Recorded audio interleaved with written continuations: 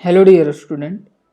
तो आज के लेक्चर में हम जो क्वेश्चन सॉल्व करेंगे using integration, that is using integration so that surface area of a sphere is given by A equal to 4πr²। ठीक है, यहाँ ए क्या है? Area of sphere, surface area of sphere, और आर है radius of the sphere. ठीक है, तो चलिए इसको सॉल्व करते हैं। तो इस केस में हमने क्या किया कि इस एक्सिस से, ठीक है, इस लाइन के इस लाइन को रेफरेंस मानते हुए यहाँ से मैंने थीटा एंगुलर पोजीशन पे एक सर्कुलर स्ट्रिप कंसीडर किया। ठीक है, और वो जो सर्कुलर स्ट्रिप है वो कितना एंगल सबटेंड कर रहा है? डी थीटा सेंटर पे। ठीक है, तो थीटा एंगुलर पोजीशन पे एक सर्कुलर स्ट्रिप है और वो सर्कुलर स्ट्रिप का विड्थ बहुत कम है, मतलब बहुत ही थिन है, जिसका विड्थ आप कह सकते हो ऑलमोस्ट जीरो है, और वो कितना एंगल सबटेंड करेगा? D theta. ठीक है, डी थीटा बहुत ही स्मॉल है, दैट इज ऑलमोस्ट जीरो। ठीक है, डी थीटा बहुत कम है। तब अब क्या, ये जो डी थीटा को हमने यहाँ शो किया है। ठीक है, ये जो सर्कुलर स्ट्रिप जो एंगल बना रहा है सेंटर पे, वो मैंने सेपरेटली शो किया है। तो ये कितना है? डी थीटा है, मतलब यहाँ ये डी थीटा है। उसके बाद अब क्या है, तो मेरा जो पहला स्टेप है एलिमेंट लेना, वो तो हो गया। उसके बाद मुझे क्या करना होगा? यहाँ फिजिकल क्वांटिटी क्या है? यहाँ मेरा फिजिकल क्वांटिटी एरिया है, तो मैं एलिमेंट का एरिया फाइंड करूँगा। ये जो एलिमेंट दिख रहा है उसका एरिया फाइंड करूँगा। ठीक है, तो इस एलिमेंट का एरिया फाइंड करने के लिए पहले मैं यहाँ इस एलिमेंट का एरिया फाइंड करने के लिए ये इस एलिमेंट को मैंने क्या किया? सीधा कर दिया। ठीक है, ये जो एलिमेंट दिख रहा है आपको, ये एलिमेंट, इसे मैंने सीधा कर दिया, स्ट्रेट कर दिया। तो अब मुझे क्या ज़रूरत होगा? इसका लेंथ इसका क्या होगा? 2 पाई आर कॉस थीटा। ठीक है, तो ये 2 पाई आर कॉस थीटा कैसे होगा? चलिए इसको समझते हैं। तो सबसे पहले इसके लिए हमें फाइंड करना होगा ये लेंथ कितना होगा। ठीक है, तो ये पॉइंट मान लेते हैं सी है। ठीक है, तो ये एंगल यदि थीटा है, ये एंगल थीटा है, तो ये भी एंगल थीटा होगा। ठीक है, ये और ये जो एंगल डी थीटा बहुत ही कम है, तो इसे मैं नेगलेक्ट कर सकता हूँ यहाँ। तो ये थीटा है, तो ये भी लगभग थीटा ही होगा।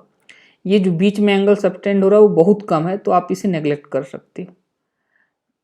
तो अब क्या, ओ सी बी ट्रायंगल को हम यहाँ ड्रॉ करते हैं, ओ सी बी ट्रायंगल को। ठीक है, ये मेरा क्या हो गया? Triangle O C B. ये एंगल क्या है? ये एंगल मेरा थीटा है। ये थीटा, तो ये भी थीटा। इंटीरियर अल्टरनेट एंगल, दोनों पैरेलल है, ये लाइन और ये लाइन पैरेलल है। ठीक है, तो क्या हो जाएगा यहाँ से? ये तो मेरा आर है, ये आर है मान लेते हैं। तो क्या हो जाएगा मेरा? यहाँ से हम लिख सकते हैं cos theta equal to B by H. B क्या है मेरा? B C. ठीक है, बी मेरा यही होगा, बी सी। एच क्या है? आर है। ठीक है, तो यहाँ से बी सी मेरा क्या आ गया? R cos theta. ठीक है, तो ये मेरा क्या हो जाएगा?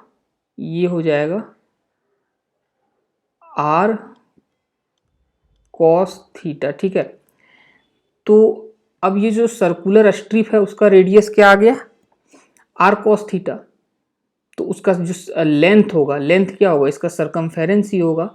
तो लेंथ जो होगा वो क्या हो जाएगा? 2 पाई रेडियस, तो रेडियस आर कॉस थीटा है, तो लेंथ हो गया मेरा 2 पाई आर कॉस थीटा। ठीक है, और जो ये विड्थ होगा इसका, ये जो स्ट्रिप का विड्थ होगा वो क्या होगा? वो आर डी थीटा होगा। कैसे? आपको एक चीज़ आपको पता होना चाहिए कि, या आप जान लीजिए यदि आपको नहीं पता है तो, यदि कुछ एक आर्क है और आर्क का लेंथ क्या है, एस है, ठीक है, और वो सेंटर पे थीटा एंगल सबटेंड कर रहा है, तो हम जानते हैं एस इक्वल टू क्या होता है, एस क्या है, length of arc equal to radius into theta, theta क्या होगा यहाँ रेडियन में होगा, तो S equal to R theta होता है, ठीक है। तो यहाँ से वही सेम चीज़ आपको यहाँ अप्लाई करना है। तो ये जो इस केस में जो ग्रीन से जो दिखाया गया है, जो स्ट्रिप एंगल सबटेंड कर रहा है डी थीटा, उसकी मैं बात कर रहा हूँ। तो ये क्या हो जाएगा मेरा डी थीटा और ये आर है, तो जो आर्क का जो लेंथ होगा यहाँ पे, आर्क का लेंथ वो क्या होगा, आर डी थीटा होगा, ठीक है, आर डी थीटा है ये। तो अब ये लेंथ मेरा क्या हो गया, आर डी थीटा, यही लेंथ होगा आर डी थीटा। तो इसका जो एरिया होगा ये स्ट्रिप का, अब ये एक तरह से क्या हो गया, रेक्टेंगल टाइप का हो गया। तो एरिया क्या होता है, this length into this breadth, तो एरिया जो होगा वो डी ए हो जाएगा। तो डी ए मेरा क्या हो गया, D A equal to this length 2 pi R cos theta, 2 pi R cos theta, और विड्थ क्या हो जाएगा ये आर डी थीटा, ठीक है, आर डी थीटा। तो आप इसे क्या लिख सकते हो, D A equal to 2 pi, बस इसे रीअरेंज करें, 2 pi R square cos theta D theta, ठीक है। यहाँ वेरिएबल क्या आ गया, अब वेरिएबल मेरा थीटा है, पहले क्या रहता था, एक्स रहता था, अब यहाँ थीटा है, ठीक है। तो अब एरिया के लिए हमें क्या करना होगा, एरिया के लिए हमें इस डीए को इंटीग्रेट करना होगा, ठीक है, मतलब ऐसे ऐसे एलिमेंट को हमें ऐड करना होगा एरिया फाइंड करने के लिए। तो यहाँ से मेरा एरिया क्या हो जाएगा, integration 2 pi R square cos theta D theta, ठीक है। अब क्या है कि ये लिमिट क्या होगा, ठीक है, लिमिट थीटा का लिमिट क्या होगा, वेरिएबल क्या है थीटा है, तो थीटा का लिमिट क्या होगा। तो आप यहाँ से देखिए कि थीटा का लिमिट कुछ ऐसा हमें रखना होगा ताकि ऐसे ऐसे स्ट्रिप में कहाँ से कहाँ तक लूँ, ये कंप्लीट स्फेयर कवर हो जाए, ठीक है। तो यहाँ मेरा क्या होगा, यहाँ मेरा थीटा 0 होगा, इस लाइन पे मेरा थीटा क्या होगा 0 होगा, और यहाँ पे क्या होगा थीटा 90 डिग्री होगा, ठीक है, यहाँ थीटा 90 डिग्री होगा इस जगह पे, इस लाइन पे थीटा 90 डिग्री होगा, ठीक है। तो अब थीटा इक्वल टू 0 से मैं शुरू करता हूँ, जैसे ये वाला जो स्ट्रिप होगा,